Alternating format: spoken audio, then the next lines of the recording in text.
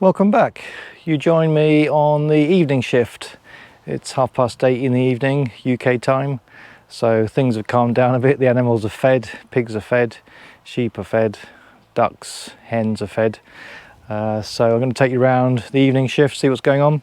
So tomorrow the Eisteddfod starts, which is a Welsh kind of cultural event. We've got our flags up and our bunting.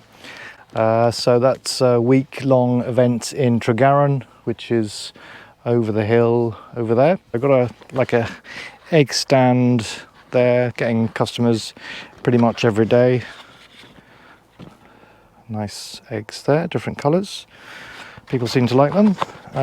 Duck eggs, hen eggs, and quail eggs. That's our prices. The QR code if they want to pay by card. We're doing pretty well. Someone to do a bit more the stumps, grind down the stumps a bit more, or not grind them down, but cut them down. They were quite high, so he's done quite a good job getting a bit more off, and he took the excess wood away.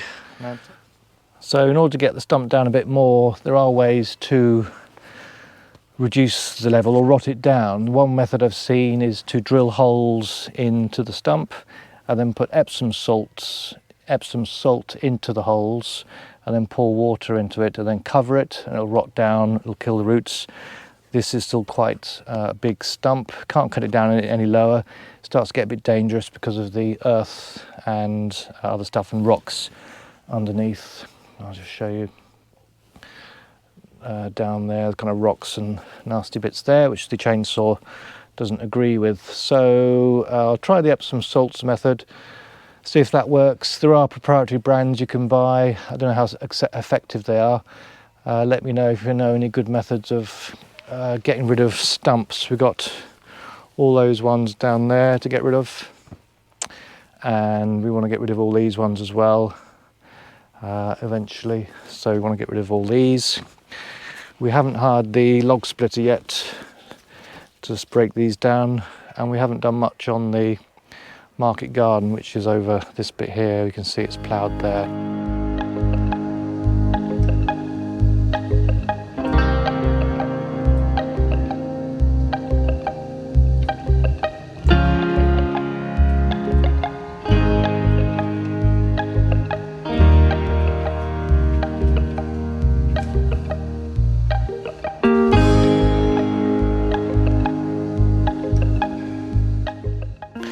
Also got some Mangalitsa pigs. These are two we picked up a couple of weeks ago. They are red Mangalitsas, or red swallow-bellied cross, or red swallow-bellied cross Mangalitsas. They're a Hungarian breed of pig, so quite different. Notice that the ears don't cover the eyes, unlike the Gloucester spot who's in the back there. So they're quite different. They're very good. Apparently the meat tastes fantastic. But they're a slow grower, so they put on weight much slower than other breeds. So we're feeding them, just pellets.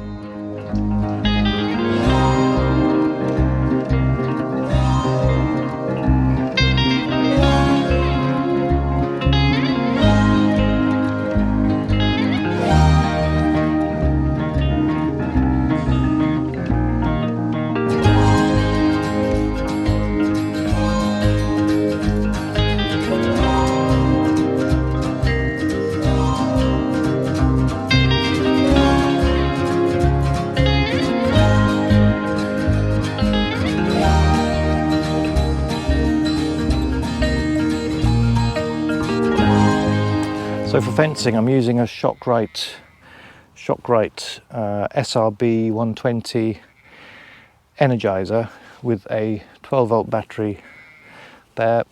I'll show you that, and that's attached to the wire. So it's a Shockrite. It's pretty good. It's got its own earthing stand there. It kind of sits on that quite nicely. It's not on at the moment, but it has a flashing LED light, and then 12-volt leisure battery. This is an Agribat from Tanya batteries, which works quite well. So two connectors to there, and there's a I've just seen the wires broken. That needs repairing. They've eaten the wire, so that's not much good. So I need to repair that. It was on the wire, so that needs repairing. Oh well. So that's a job to do. The joys of farming, and they've eaten the plastic as well. Okay, so that's a repair job. So at the moment, no electric fence. That needs sorting out. Oh well, joys of farming. And I'll show you the hive as well. I've got some buckfast bees. It got very hot during the hot weather and they were bearding, which is where they form on the outside of the hive because it gets too hot inside. So a number of the bees, a few thousand of them, cling to the outside of the beehive to regulate the temperature inside the hive. Not much you can really do about it because it's just the location of the hive is in a sheltered spot from the wind, but it does get the sun in the afternoon. So it's just down here, and I've put some netting round it. This is sheep netting. If you want temporary fencing, this netting's brilliant because you can quickly move it around. It's about £80–90 for 50 metres, and it just goes in. Make sure you get the double peg one. You just push your foot down it and it goes in, and you hop over it. I tend to go from the back. So beehive is doing fine. The bees seem quite happy. They're at the entrance. We do need to go inside and check, see what's going on. I've not seen inside for a while to see how they're getting on.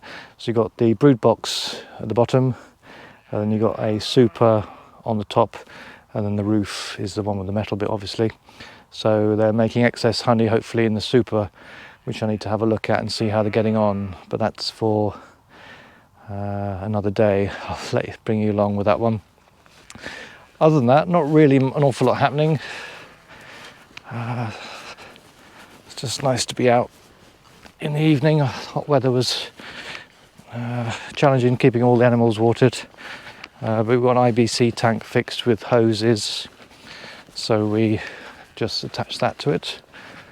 That's our Black Welsh Mountain. We need to find her a mate. So she was a cade lamb, and she's doing pretty well with the flock now. It's a Black Welsh Mountain.